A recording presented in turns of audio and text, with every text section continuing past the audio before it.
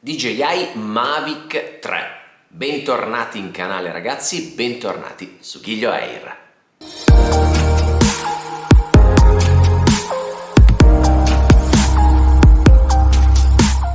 Ciao a tutti ragazzi, bentornati o benvenuti in canale. Io sono Marco e oggi nuova puntata, nuovo focus sui droni di casa DJI e metteremo la nostra attenzione su quello che sulla carta diventerà il drone ammiraglia di casa DJI. Mi sto riferendo ovviamente al DJI Mavic 3, con o senza Pro, con o senza Mavic, insomma la buona sostanza non cambia. Il drone ammiraglia di casa DJI. Ormai è da parecchio tempo che sono trapelate in rete alcune news relative appunto alle caratteristiche che questo drone dovrebbe avere. Uso il condizionale perché di questi periodi è davvero d'obbligo, quindi tutti quanti abbiamo visionato le fotografie che sono circolate in rete e i vari rendering sulle quali poi ognuno ha bozzato delle idee sia tecniche sia costruttive. Iniziamo subito dalle foto che sono trapelate in rete. Si evince sicuramente che il drone avrà delle caratteristiche tecniche di tutto rispetto. Innanzitutto partiamo da un dato assodato: il DJI Mavic 2 è ufficialmente fuori produzione e di conseguenza tutti quanti noi appassionati stiamo aspettando con ansia quantomeno di capire quando questo DJI Mavic 3 potrà essere rilasciato sul mercato.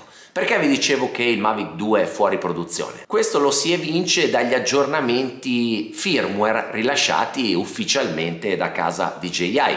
L'ultimo aggiornamento risale al 24 gennaio 2019, se non erro, e poi si sono susseguiti altri piccoli aggiornamenti con piccole correzioni di bug, ma aggiornamenti poco sostanziali. In moltissimi di voi, soprattutto a seguito di questo mio ultimo video che vi lascio linkato qui nelle schede, tra l'altro grazie davvero per tutti i messaggi che mi avete inviato sia privatamente a mezzo mail sia sul mio canale Telegram. Chi non fosse iscritto trova il link in descrizione come sempre. Mi avete chiesto se fossi in possesso di notizie aggiuntive sulle date di rilascio di questo gioiello di casa DJI, del DJI Mavic 3. Nessuna fonte, nessuna notizia ufficiale. L'unica cosa che sembrerebbe certa è che la data di rilascio, che inizialmente si vociferava fosse prevista per fine agosto, primi di settembre, subirà ulteriori slittamenti e ulteriori ritardi. Ma detto questo, vale un po' il discorso fatto per il Mini 3, nel senso che la concorrenza da questo punto di vista è abbastanza permissiva e la nostra cara DJI se la sta davvero prendendo con calma, ma da questo punto di vista sta più che giustificata, sempre che il prodotto finale ovviamente sia di alta qualità come tutti noi ci aspettiamo. Ripercorrendo un po' queste immagini che sono trapelate nel corso di questi mesi e dai rendering, almeno quelli più veritieri, l'unica cosa che sembrerebbe certa è che abbia una scocca completamente rivista rispetto a quella del Mavic 2, nel senso che a livello frontale avremo due sensori, mentre quelli superiori sembrerebbero essere integrati nei braccetti del drone stesso.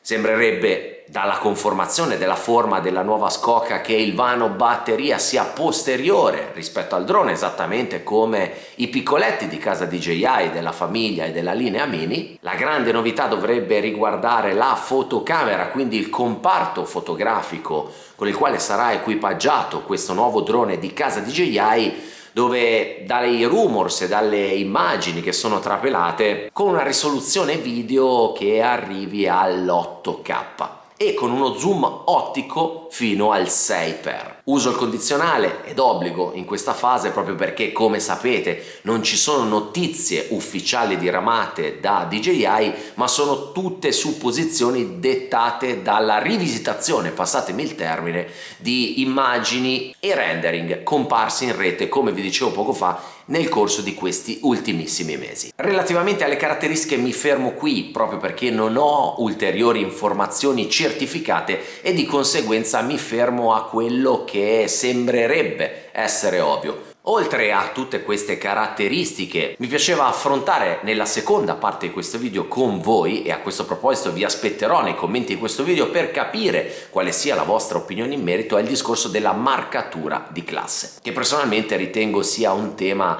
davvero importante, soprattutto se contestualizzato su un drone di questo tipo, con queste caratteristiche e eventualmente con il costo che questo drone avrà. Ne parlavamo prima, le date di rilascio sembrerebbero essere un po' più elastiche, un po' più allungate rispetto ai primi rumors di qualche mese fa, però se questo drone dovesse uscire sul mercato come si vocifera in questi giorni, comunque nel corso dell'anno solare, difficilmente sarà un drone con la marcatura di classe. Questo perché, come tutti noi sappiamo, per droni con un peso superiore ai 249 grammi, per ottenere la marcatura di classe C1, C2, C3, C4, C5 e C6, devono essere dotati di un dispositivo elettronico di identificazione. Si tratta di un dispositivo elettronico che a corto raggio dovrà trasmettere l'identificazione dell'operatore, la posizione di noi piloti o il punto di decollo, la traiettoria, la velocità e l'altezza del drone, più altri dati telemetrici. Quindi se tutto questo lo contestualizzassimo al DJI Mavic 3, se le date di rilascio corrispondessero ai rumors che abbiamo ascoltato tutti noi in questi mesi, capiamo bene che difficilmente anche questa ammiraglia di casa DJI potrà avere la marcatura di classe. Sicuramente se tutto questo si verificasse, il drone potrà, mi auguro, essere marcato retroattivamente, magari grazie a un aggiornamento ufficiale DJI relativo al firmware. Ricordiamoci che la possibilità di effettuare il marcaggio in maniera retroattiva era una possibilità che ci aveva già individuato la Commissione europea già l'anno scorso, quindi anche questa via non è assolutamente da escludere. Però dal mio punto di vista, e qui voglio mettere il mio focus, e come vi dicevo poi vi aspetto nei commenti per capire quale sia la vostra impressione e opinione in merito, un drone di questo livello senza la marcatura di classe dal mio punto di vista sarebbe un drone sicuramente da un punto di vista tecnico eccellente, però capite bene che avrebbe un grossissimo limite proprio a livello operativo.